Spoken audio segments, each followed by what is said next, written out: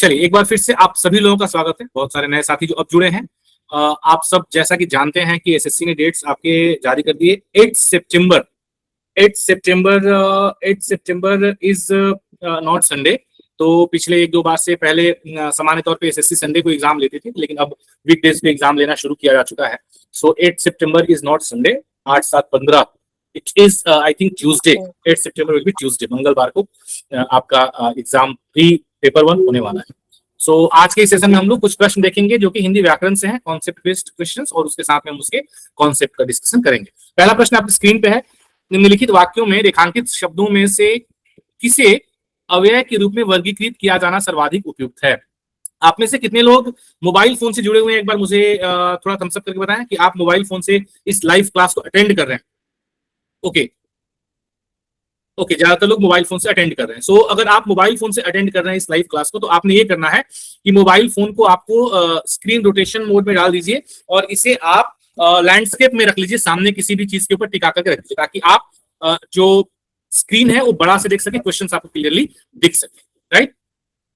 अगर आपने ऐसा कर दिया तो एक बार मुझे थम्स अप करके बता दें कि आपने ये कर दिया है, सो दैट मैं थोड़ा सा जूम करूंगा क्वेश्चंस को, ताकि आप क्वेश्चंस को आसानी से देख सकें। ठीक है, दिख रहा है आपको? Fine, great. ओके, सो अव्यय से रिलेटेड यहाँ पे पहला प्रश्न हमारा है। बालक धीरे चलता है, बालक सुंदर है, बालक छोटा है, बालक मेहनती है।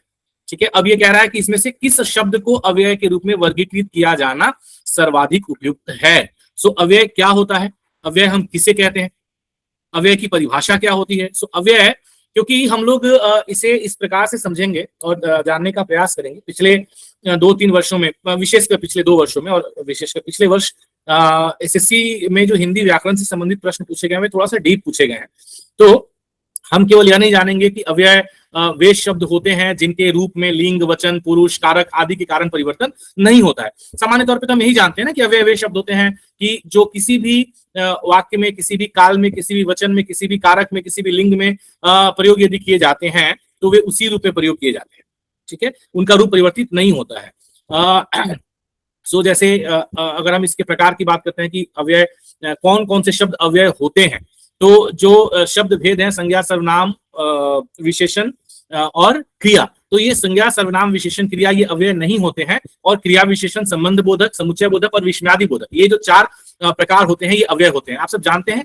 हाँ, तो एक बार मुझे थम्स अप करके बताएं कि हाँ आप ये जानते हैं। बहुत ही सिंपल सा कॉन्सेप्ट है, आप सबने पढ़ा होगा कि भाई पहले जो 4 होते हैं संज्ञा, सर्वनाम, विशेषण और क्रिया, ये अव्यय नहीं होते हैं। इनका रूप लिंग, वचन, कारक, काल के अनुसार बदलता है। उसके बाद के जो 4 शब्द भेद होते हैं, जिसमें कि क्रिया विशेषण आता है, आपका संबंधवाचक, समुच्चय बोधक और विस्मयादि बोधक, ये चारों जो होते हैं ये अव्यय होते हैं। इनके रूप नहीं बदलते हैं, लिंग, वचन, कारक, काल के अनुसार इनके रूप नहीं बदलते हैं। ठीक है, अब अगर आप इस वाक्य को अब देखेंगे तो आपको पता लगेगा बालक धीरे चलता है, इसमें धीरे जो है वह क्रिया विशेषण है।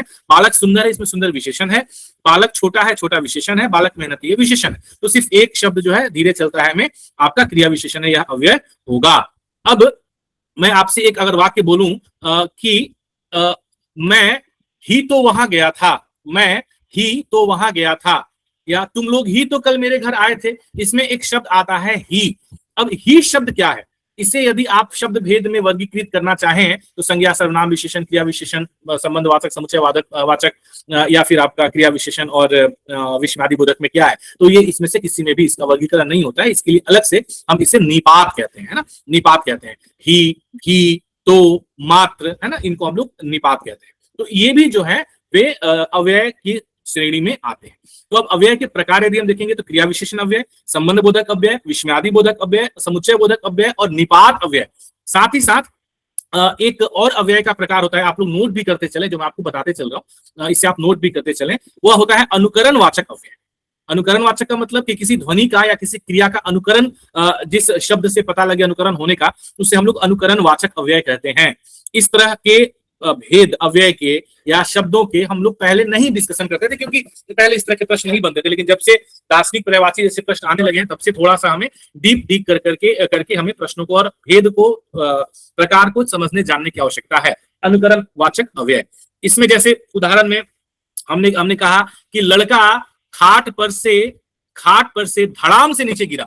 अब धड़ाम शब्द अब ये क्या है, धड़ाम से नीचे गिरा, ये क्या करता है, ये किसी भी ध्वनि का अनुकरण कर रहा है ना, या सांप सरसर करके निकल गया, है ना, या उसने खटाखट प्रश्नों का हल कर दिया। तो ये सारे जो शब्द हैं इनको हम लोग अनुकरणवाचक अव्यय कहते हैं।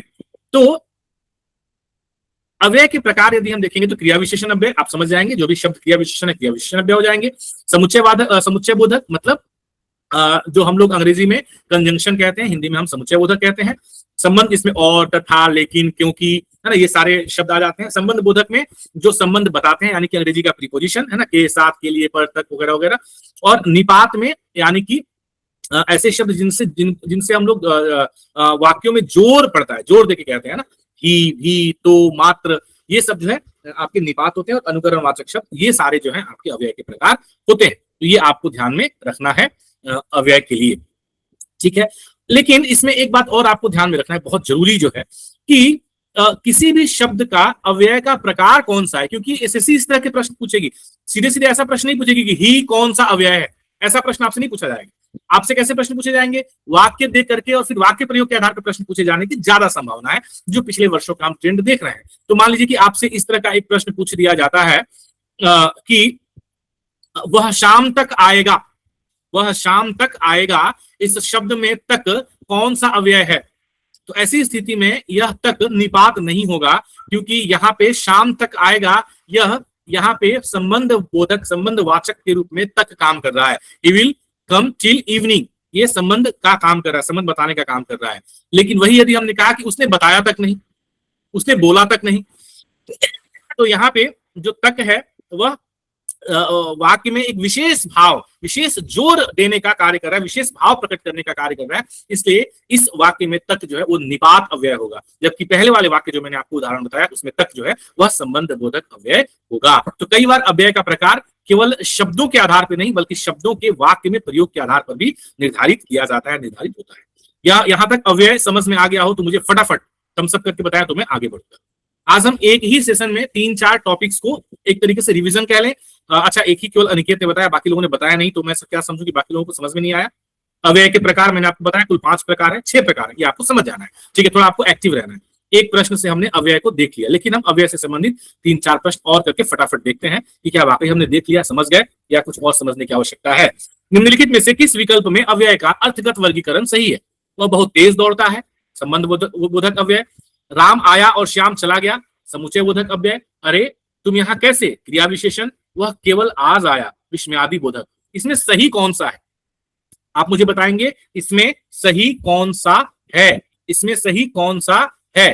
तो अगर हम देखेंगे वह बहुत तेज दौड़ता है, यह संबंध बोधक नहीं है। राम आया और श्याम चला गया और समुच्चय बोधक बिल्कुल है।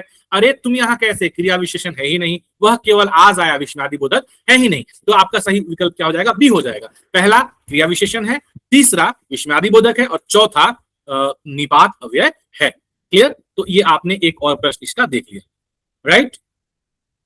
अब हम आगे बढ़ते हैं अगले प्रश्न पे। प्रश्न आप लोगों को क्लियर दिख रहा है तो मुझे बताइएगा एक बार थम्स अप करके, यहां से प्रश्न क्लियर दिख रहा है। ओके, ही के प्रयोग का सही विश्लेषण कौन सा है। ही क्रिया विशेषण है, ही संबंध बोधक है, ही निपात है और आज की सीमा या विशेषता को निश्चित करता है, ही समुच्चय बोधक है। तो इस प्रश्न को करने में आपको ज्यादा तकलीफ तो बिल्कुल होगी नहीं, तो इसलिए हम आगे बढ़ेंगे। ही निपात है और आज की सीमा निश्चित करता है, ठीक है। निम्नलिखित में से किस वाक्य में अव्यय का प्रयोग वाक्य के भाव को परिवर्तित कर देता है। वह आया, वह भी आया, वह घर आया, वह कल आया। अब इसमें वह आया, वह घर आया, वह कल आया, इसमें केवल वह आ रहा है, वह भी आया में वो उसके साथ कोई और भी आ रहा है या वह किसी और के साथ भी आ रहा है। तो ऐसी स्थिति में देखिए कि एक निपात अव्यय का प्रयोग एक वाक्य का अर्थगत परिवर्तन कर दे रहा है, अर्थ बदल दे रहा है। तो ये अव्यय के प्रयोग करने से इस तरह से वाक्यों पे अंतर पड़ जाता है। बहुत अधिक परिश्रम करने वाला विद्यार्थी सफल हुआ। अब हम आते हैं पदबंध के ऊपर। तो अब अव्यय से संबंधित प्रश्न, और मैंने आपको एक मोटे मोटे तौर पे आप कह सकते हैं कि एक रिवीजन के तौर पे मैंने आपको अव्यय बता दिया। अव्यय सभी का क्लियर हो गया प्रश्नों के आधार पे भी, और जो मैंने आपको अव्यय के प्रकार बताया तो मुझे एक बार जल्दी से थम्स अप करके बता दे। फिर अगला हम लोग पदबंध से कुछ प्रश्न देखेंगे। अव्यय क्लियर है, हेलो, फाइन। अब हम आ जाते हैं पदबंध के ऊपर। पदबंध के बारे में हम जानते हैं कि पदबंध कितने प्रकार के होते हैं, वो हम देख लेंगे, एक बार रिवाइज करें, ठीक है। लेकिन उससे पहले ये प्रश्न कर लेते हैं। मुझे फटाफट इस प्रश्न का उत्तर आप लोग कमेंट में दें। ए होगा, बी होगा, सी होगा, डी होगा, जल्दी से। ए बी सी डी मान लें, संज्ञा ए विशेषण बी, क्रिया सी और क्रिया विशेषण डी। बहुत अधिक परिश्रम करने वाला विद्यार्थी सफल हुआ। किसी ने विशेषण लिखा है, विशेषण पदबंध। एक बार फिर से सोच लें कि क्या विशेषण पदबंध आप अगर उत्तर दे रहे हैं तो क्या वह सही उत्तर है? क्या यह विशेषण पदबंध होगा क्या? और यदि होगा तो क्यों होगा? अगर होगा तो क्यों होगा? बहुत अधिक परिश्रम करने वाला विद्यार्थी सफल हुआ। बहुत अधिक परिश्रम करने वाला विद्यार्थी सफल हुआ। अब इसमें पूछा जा रहा है कि बहुत अधिक परिश्रम करने वाला विद्यार्थी, तो बहुत अधिक परिश्रम करने वाला, ये जो पदबंध है वह विद्यार्थी शब्द जो कि संज्ञा है उसकी विशेषता बता रहा है, और चूंकि यह उसकी विशेषता बता रहा है इसलिए यह आपका विशेषण पदबंध हो जाएगा। आप लोगों ने जो भी उत्तर दिया वो बिल्कुल सही है। ठीक है, तो विशेषण पदबंध के बारे में हमने देख लिया। विशेषण पदबंध के अलावा संज्ञा पदबंध क्या होता है? विशेषण पदबंध हमने देखा कि भाई वो जो शब्द हैं वो शब्द मिल करके हम जानते हैं कि शब्दों के समूह को हम पद कहते हैं, और एक वाक्य में एक से अधिक पद प्रयुक्त होते हैं। किसी भी एक वाक्य में एक से अधिक पद प्रयुक्त होते हैं। पद मतलब शब्दों का समुच्चय होता है। फिर पदबंध, पदबंध क्या होता है? पदबंध किसे कहते हैं? पदबंध किसे कहते हैं?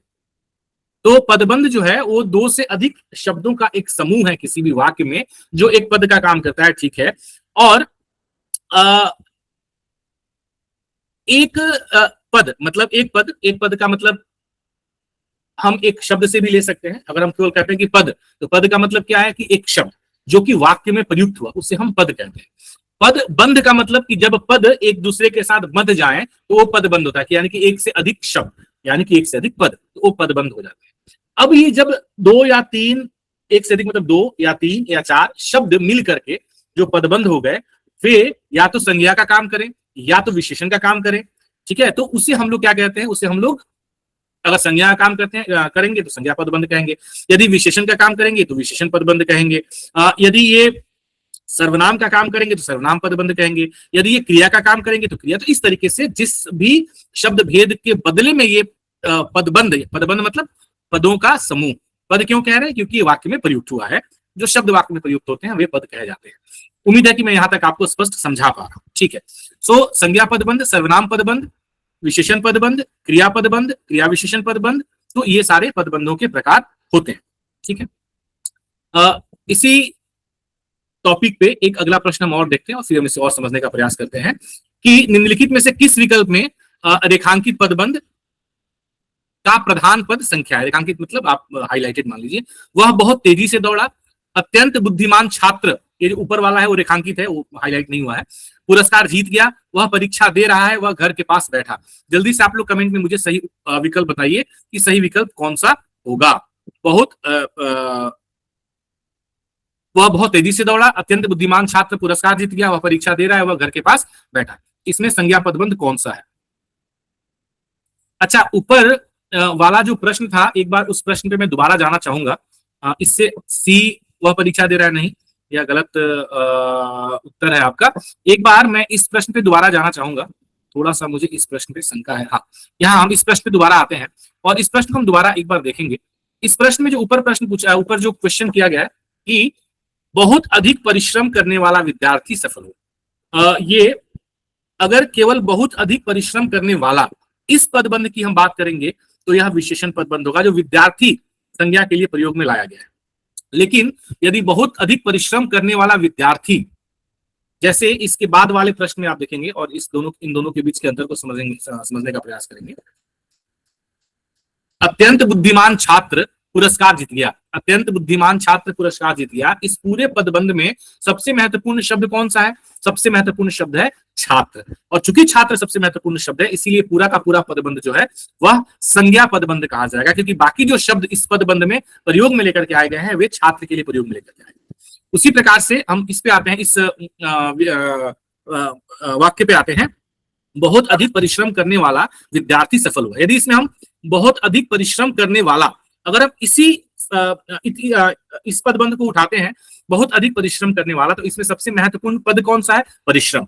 बहुत अधिक परिश्रम के लिए बहुत अधिक का प्रयोग किया गया है। ठीक है, तो बहुत अधिक परिश्रम करने वाला विद्यार्थी, अब बहुत अधिक परिश्रम करने वाला विद्यार्थी यदि हम लेकर के आएंगे तो यह आपका संज्ञा पदबंध हो जाएगा, और बहुत अधिक परिश्रम करने वाला ये आपका विशेषण पदबंध हो जाएगा। ठीक है, सो नेक्स्ट प्रश्न, निम्नलिखित में से किस वाक्य में क्रिया पदबंध का प्रयोग हुआ है? वह अत्यंत प्रतिभाशाली विद्यार्थी है, वह बहुत धीरे धीरे चलता है, वह पिछले 2 घंटे से पढ़ रहा है, विद्यालय के सामने बड़ा मैदान है। इसमें क्रिया पदबंध का प्रयोग किसमें हुआ है बताइए। आप लोग विकल्प में मतलब कमेंट में मुझे बता दें कि क्रिया पदबंध का प्रयोग किसमें हुआ है। सी, वह पिछले 2 घंटे से पढ़ रहा है।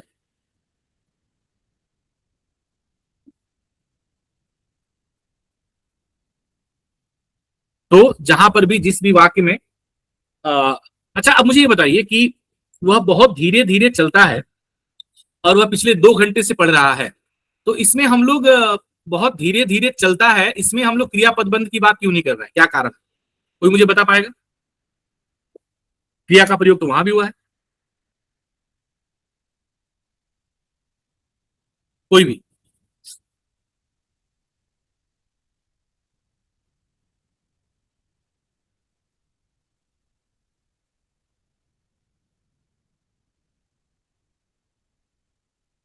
इस वाक्य में वह बहुत धीरे धीरे चलता है, सही विकल्प क्यों नहीं होगा?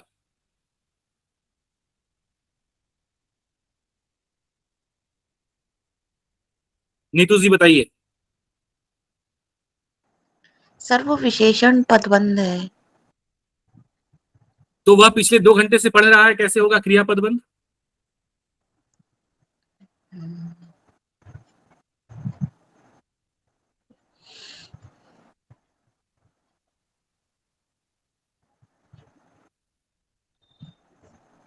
वो क्रिया विशेषण पदबंध है, बहुत धीरे धीरे चलता है, बिल्कुल सही कह रहे हैं राशि, और वह पिछले 2 घंटे से पढ़ रहा है, ये हमारा क्रिया पदबंध हो जाएगा। ठीक है, नेक्स्ट, निम्नलिखित वाक्य में पदबंध की पहचान उसके वाक्यगत आधार कार्य के आधार पर कीजिए। वाक्यगत कार्य के आधार पर कीजिए। मेहनत करने के बावजूद वह परीक्षा में असफल रहा। प्रश्न पूछा है वाक्यगत कार्य के आधार पर करना है, बताइए।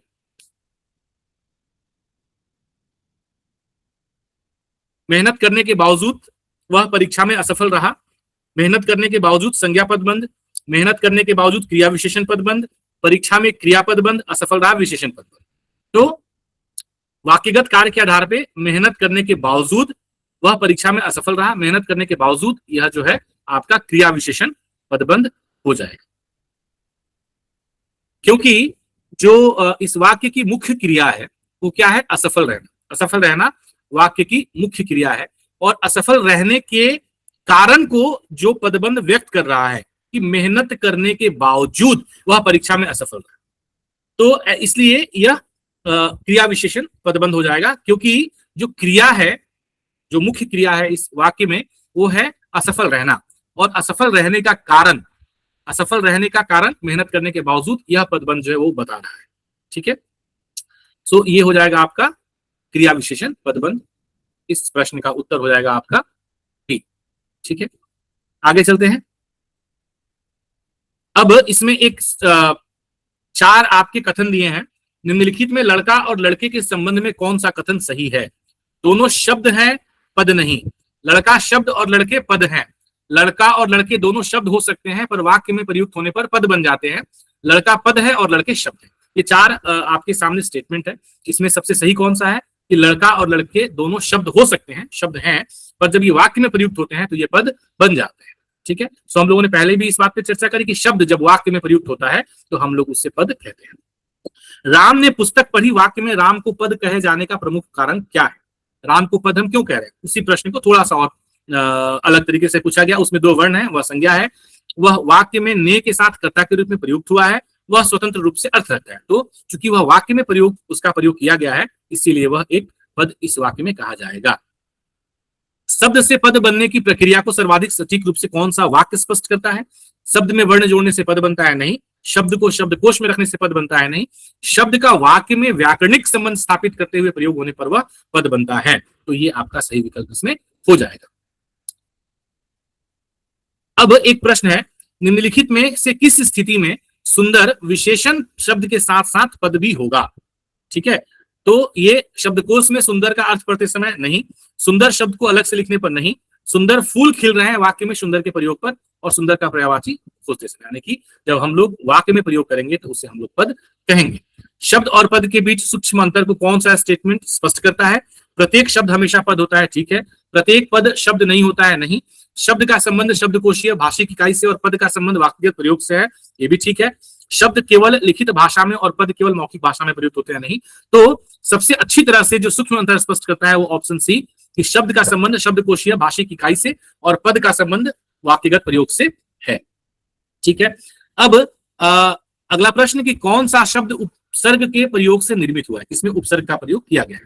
तो मानवता, असफल, बचपन और मिठास। हम लोग जानते हैं कि उपसर्ग ऐसे जब भी किसी शब्द के पहले उपसर्ग जुड़ते हैं, या तो उस शब्द का अर्थ बदल देते हैं, या उस शब्द में एक विशेष उसका एक अर्थ प्रकट कर देते हैं, तो ऐसे उपसर्ग। सो अगर हम चारों विकल्प देखेंगे, मानवता, असफल, बचपन और मिठास, तो इसमें केवल असफल में अ उपसर्ग लग करके और असफल शब्द बना है, और इसने इस शब्द का अर्थ परिवर्तित कर दिया है, इसलिए ये आपका सही विकल्प हो जाएगा असफल। अब किस शब्द में प्रत्यय के जुड़ने से मूल शब्द का शब्द भेद बदल गया है?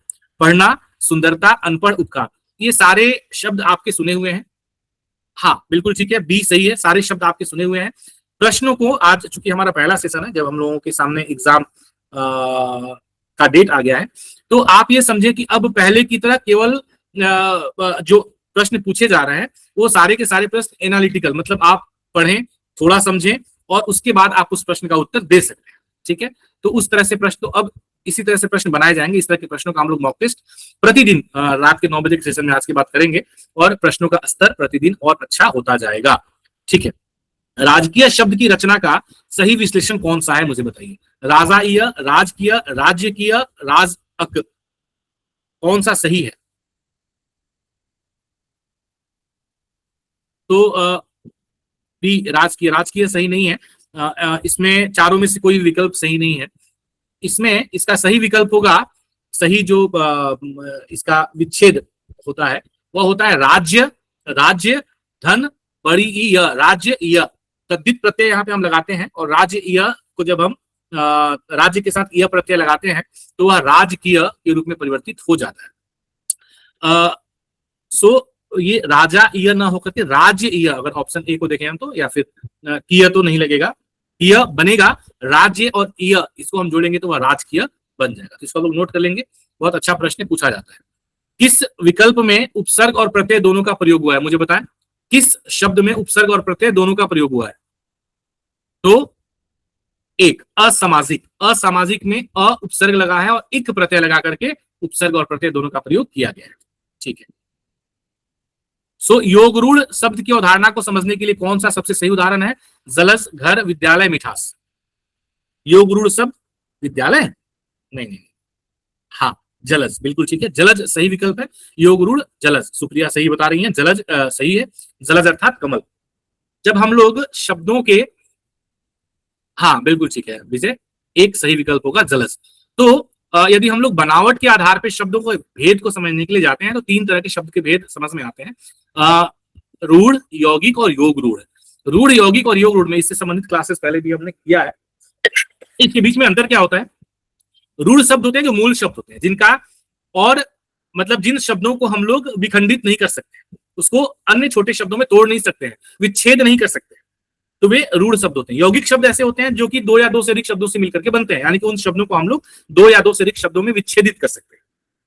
और योगरूढ़ शब्द वे होते हैं जो शब्द, हाँ जिसको तोड़ नहीं सकते वो रूढ़ शब्द होते हैं, जिसको तोड़ सकते हैं, विच्छेदित कर सकते हैं, वो यौगिक शब्द होते हैं। और योगरूढ़ शब्द होते हैं जिनमें शब्दों का शाब्दिक अर्थ कुछ और होता है लेकिन उसका एक तीसरा अर्थ निकल करके आता है। जैसे जलज को हम देखेंगे, जल धन ज, जल से जन्मा हुआ, तो ये इसका शाब्दिक अर्थ है, लेकिन इसको हम लोग जलज को किस रूप में प्रयोग करते हैं? कमल के रूप में प्रयोग में लेकर के आते हैं, तो इसलिए हो जाएगा आपका योगरूढ़ शब्द हो जाएगा। ऐसे योगरूढ़ शब्द होते हैं, तो रूढ़, यौगिक और योगरूढ़, ठीक है। अब एक प्रश्न है, इसको आप लोग ध्यान से पढ़िए।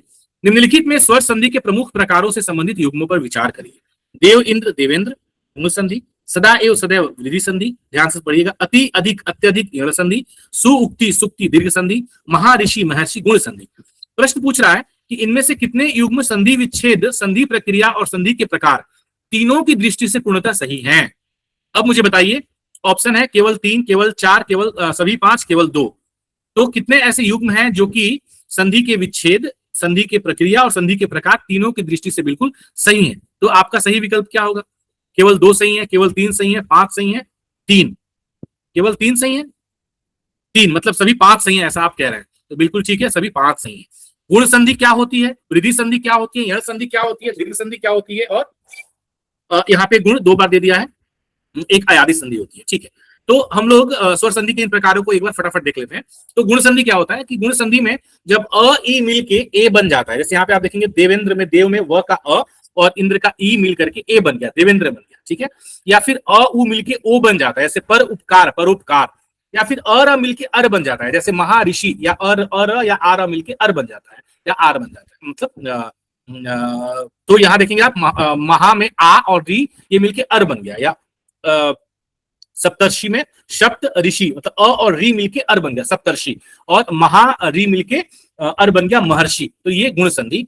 ए और ई मिलके माफ कीजिएगा, अ और ई मिलके ए बन गया गुण संधि। परोपकार अ और उ मिलके ओ बन गया गुण संधि। वृद्धि संधि क्या होता है कि वृद्धि में ए का ए होता है, ओ का ओ होता है। आ और ए मिला, अ और ए मिला तो ए हो जाएगा, आ और ओ मिला, अ और ओ मिला तो अ हो जाएगा, जैसे सदा एव सदैव। तो ये वृद्धि, वृद्धि मतलब ए का ए होगा, ओ का ओ होगा, उससे हम लोग वृद्धि संधि कहते हैं। यह संधि में क्या होता है, यह संधि में य बन जाता है, मतलब ई का य बन जाता है, उ का व बन जाता है, और उससे पहले वाला जो व्यंजन है वो आधा हो जाता है, अर्ध व्यंजन बन जाता है, जैसे अत्यधिक आपके सामने उदाहरण है। दीर्घ संधि में क्या होता है, दीर्घ संधि में हर्ष हर्ष मिल के दीर्घ बनता है, हर्ष दीर्घ मिल के दीर्घ बनता है, दीर्घ दीर्घ मिल के दीर्घ बनता है। जैसे यहाँ सुक्ति में स का उ हर्ष है और उक्ति में उ हर्ष है, तो हर्ष हर्ष मिलकर हर्ष हर्ष मिल करके सुक्ति में दीर्घ स्वर बन गया है, तो दीर्घ संधि होती है। सो स्वर संधि के 5 प्रकार होते हैं, दीर्घ संधि, वृद्धि संधि, गुण संधि, यण संधि, अयादि संधि। अयादि संधि में क्या होता है, इसमें ए और अ मिलके अ बनता है, ओ और अ मिलके अ बनता है, जैसे ने अन नयन पो अ पवन। ठीक है, या फिर अ की जगह पे अगर जैसे हाँ ए और अ मिलके अ बनता है, और पो और अ मिलके औ बनता है, तो अ औ आय और आओ। ठीक है, जब ये बनेंगे तब इसको हम अयादि कहेंगे, मतलब अयादि अ आदि अ आदि, मतलब अ बनेगा, आय बनेगा, औ बनेगा और आओ बनेगा। उदाहरण नयन, नायक, पवन, पावक। ये आप याद रखेंगे तो आपको ये संधि अयादि संधि याद है, जहां पे भी नयन, नायक, पवन, पावक, तो ये आपकी अयादि संधि हो जाएगी। ठीक है, इसके बाद में यहाँ क्लियर है, एक बार क्लियर तो मुझे बताया संधि, स्वर संधि के प्रकार के बारे में। 5 होगा जो ऑप्शन में है, स्वर संधि का उदाहरण है। हाँ बिल्कुल ठीक है, 5 मतलब पांचों के पांचों जो हैं वो इसमें आपके सही हैं, स्वर संधि के उदाहरण में सही दिया हुआ है। ठीक है, ऑप्शन सभी 5 ये आपके सही विकल्प हो जाएंगे। ठीक है, निम्नलिखित में से किस शब्द में व्यंजन संधि का उदाहरण मिलता है? दिक, दिग्गज, महेश, सदैव, विद्यालय। तो महेश, महाईश महेश, महाईश महेश, सदा एव सदैव, और विद्यालय विद्यालय, ये तीनों में यदि विद्यालय देखेंगे, हाँ ये बिल्कुल ठीक है, विद्यालय देखेंगे तो इसमें आपका दीर्घ संधि हो जाएगा, क्योंकि आ मिलके आ हो गया है। सदैव में देखेंगे तो इसमें विधि संधि होगी, सदा एव सदैव हो गया है। महेश में गुण संधि होगी, ए बना है। और दिग्गज में दिक्गज, दिक्गज मतलब दी ग क और धन गज, गज, तो ये दिग्गज बन जाता है, ये आपका वृद्धि संधि व्यंजन संधि हो जाती है। ठीक है, नमस्ते का सही संधि विच्छेद एवं संधि प्रकार कौन सा है? नमस्ते विसर्ग संधि, नमस्ते व्यंजन संधि, नमस्ते स्वर संधि, नमस्ते स्वर संधि। तो इसमें आपका नहीं नहीं डी नहीं, डी नहीं, घबरा के उत्तर नहीं देना है, कई बार जानते हुए हम लोग घबरा के गलती कर बैठते हैं। सही ऑप्शन होगा ए नमस्ते, तो सही संधि विच्छेद है, लेकिन यह विसर्ग संधि का उदाहरण है, न कि स्वर संधि का उदाहरण है, तो इसलिए आपका ये सही विकल्प होगा। कई बार हम जानते हैं अति उत्साह में, हाँ ये सही, अति उत्साह में हम लोग कई बार गलती कर बैठते हैं। ठीक है, अब एक और प्रश्न आज का समास के ऊपर, निम्नलिखित युग्मों पर विचार करिए। राजा पुत्र, राजा का पुत्र, नीलकमल, नीला कमल, पंचवटी 5 वटों का समूह, माता पिता, माता और पिता, दशानन 10 आनन है जिसके यथाशक्ति, शक्ति के अनुसार। ये 4 युग्म है, इससे संबंधित प्रश्न आपसे पूछा गया है कि कितने युग्मों में समास का प्रकार और उसके विग्रह को और विग्रह और प्रधानता के आधार पर सही निर्धारित किया गया है। ठीक है, कितने युग्मों में समास का प्रकार उसके विग्रह और प्रधानता के आधार पर सही निर्धारित किया गया, मतलब सही विग्रह हुआ है। तो 4 में हुआ है, 5 में हुआ है, 6 में हुआ है, 3 में हुआ है। टोटल 6 आपके सामने समास के विग्रह हैं। तो बताइए, राजपुत्र, राजा का पुत्र, क्या यह सही समास विग्रह है? हाँ या ना? हाँ है तो मुझे बताइए, क्या यह सही समास विग्रह है? बिल्कुल सही समास विग्रह है। या तत्पुरुष समास है। तत्पुरुष समास है जिसमें कि एक कोई ना कोई समासिक चिन्ह लगता है। कर्ता ने कर्म को करण से, संप्रदान के लिए अपदान से, है ना, तो संबंध का के की, अधिकरण में पे पर, तो ये सब में से कोई भी एक समासिक चिन्ह लगेगा तो वह क्या हो जाएगा? तत्पुरुष हो जाएगा। और उसी के आधार पर तत्पुरुष का प्रकार भी निर्धारित किया जाएगा कि यह कर्ता तत्पुरुष है, कर्म तत्पुरुष है, करण तत्पुरुष है, संप्रदान तत्पुरुष है, अपदान तत्पुरुष है, संबंध। तो ये जो तत्पुरुष के प्रकार हैं, हाँ बिल्कुल सारे 6 सही हैं। तो राजा का पुत्र, ठीक है। नील कमल, यानी कि नीला है कमल जो, ठीक है। हमेशा जब भी आप कर्मधारय समास की बात करेंगे तो उसमें एक विशेषण होगा, एक विशेषण होगा जो दूसरे विशेषण की विशेषता बतलाएगा। तो नीलकमल में कमल विशेष्य है और नीला विशेषण है। तो जहां पर भी विशेष्य और विशेषण का संबंध हो उसे हम लोग कर्मधारय समास कहते हैं। तो कर्मधारय समास को बस आप इतना समझ लेंगे कि जहां विशेषण और विशेष्य होना चाहिए वह कर्मधारय समास हो जाएगा। पंचवटी, 5 बटों का समूह, यह द्विगु समास है। जहां पर भी संख्या, पहला पद संख्या को बताता है वह आपका द्विगु समास हो जाता है। माता पिता में माता और पिता, तो ये भी बिल्कुल ठीक है क्योंकि यहाँ पे बीच में आपको समासिक चिन्ह, मैंने पहले वाले में भी समासिक चिन्ह बोला था क्या? राजा का पुत्र समासिक चिन्ह बोला था क्या? अगर बोला था तो मुझे लग रहा है सर मैंने बोल दिया था गलती से। उसको समासिक चिन्ह नहीं बोलते हैं, विभक्ति बोलते हैं। मतलब उसके बीच में कोई भी एक विभक्ति आएगी, है ना, कर्ता ने कर्म को। समासिक चिन्ह जो है वो इसको बोलते हैं, जो माता पिता के बीच में जो डैश लगता है ना, उसको हम लोग योजक चिन्ह या समासिक चिन्ह भी कहते हैं और योजक चिन्ह भी कहते हैं। तो जहां भी योजक चिन्ह लगा, समासिक चिन्ह लगा, वो कौन सा समास हो जाता है? कौन सा समास हो जाता है? तो हो जाता है आपका द्वंद्व समास, यानी कि उसमें दोनों ही पद प्रधान हो जाते हैं, ठीक है। तत्पुरुष समास में उत्तर पद प्रधान होता है, ठीक है। कर्मधारय समास में एक विशेषण और एक विशेष्य दोनों के बीच में संबंध होता है। द्विगु समास में पहला पद जो होता है वह संख्या बताता है। और द्वंद्व समास में क्या होता है? दोनों ही पद प्रधान होते हैं, बीच में योजक चिन्ह या समासिक चिन्ह होता है। दशानन, 10 आनन है जिसके, इसमें भी पहला पद संख्या बता रहा है, 10 सिर है जिसके, लेकिन इसका मतलब होता है रावण। तो चूंकि तीसरा पद प्रधान हो जाता है यह बहुव्रीहि समास हो जाता है।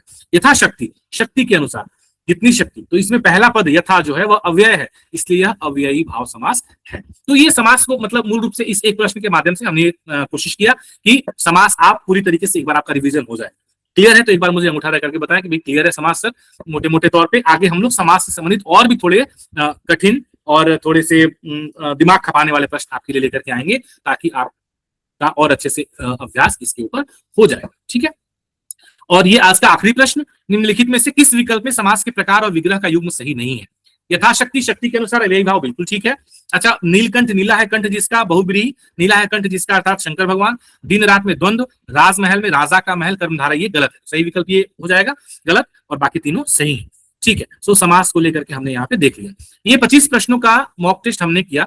अब मुझे आप लोगों से एक फीडबैक चाहिए। फीडबैक मुझे आप लोग ग्रुप में, जहां पे आप लोगों को ये लिंक मिला, उसमें मुझे फीडबैक देंगे कि अब यहाँ से अगले 20 दिन जो हमारे हाथ में है, जब हमारा एग्जाम 8 सितंबर को शेड्यूल हुआ है, हम इसी प्रकार से 25-25 मल्टीपल टॉपिक से प्रश्नों का, जिनका स्तर प्रतिदिन थोड़ा कठिन होता जाएगा और थोड़ा सा हाई ऑर्डर क्वेश्चन होंगे, थोड़ा एनालिटिकल क्वेश्चन होंगे, जिससे कि आपका व्याकरण, हिंदी व्याकरण और इंग्लिश ग्रामर से संबंधित जो कॉन्सेप्ट है वो क्लियर होता जाएगा। ऐसे ही प्रश्नों पर आधारित सेशन प्रतिदिन हम करेंगे रात को 9 बजे। तो ये रहेगा। और साथ ही साथ कल सुबह 7 बजे से वापस हमारा, चूंकि बीच में थोड़ा सा 2 हफ्ते से हमारा जो मॉर्निंग सेशन है वीबीएस यानी कि वोकैब बिल्डिंग सेशन, वह डिसकंटिन्यू हो गया था। कल से हम इसे वापस इसी लिंक पे शुरू करेंगे, जो लिंक मैंने आपको दिया है। इसी लिंक पे मॉर्निंग की सेशन 7 बजे से होंगे और उस सेशन में हमारे एक्सपर्ट भी रहेंगे, हम लोग भी रहेंगे, जिसमें कि हम लोग वोकैब बिल्डिंग करेंगे। और साथ में इवनिंग में डेली 9 o'clock ये सेशन जो है आपका प्रतिदिन 25-25 प्रश्नों का हिंदी इंग्लिश हम लोग करेंगे, जिसमें कि हम लोग सारे टॉपिक्स कवर करेंगे। एंड हम लोग इसके सारे क्वेश्चंस भी करेंगे और कॉन्सेप्ट भी समझेंगे। सो क्या ये अगर इसके ऊपर ये जो पूरा प्रोसेस है, अगर आपको ठीक लग रहा है तो आप अपना फीडबैक ग्रुप में जरूर लिख दीजिएगा। आज का सेशन कैसा रहा इसका फीडबैक भी लिख दीजिएगा, और यदि आपको कुछ और इस सेशन में ऐड ऑन चाहिए इसको भी आप ग्रुप में लिख दीजिएगा। सो आज के सेशन में इतना ही, लास्ट 5 मिनट्स, और यदि किसी का कोई प्रश्न है तो आप मुझसे पूछ सकते हैं फटाफट, लास्ट 5 मिनट्स।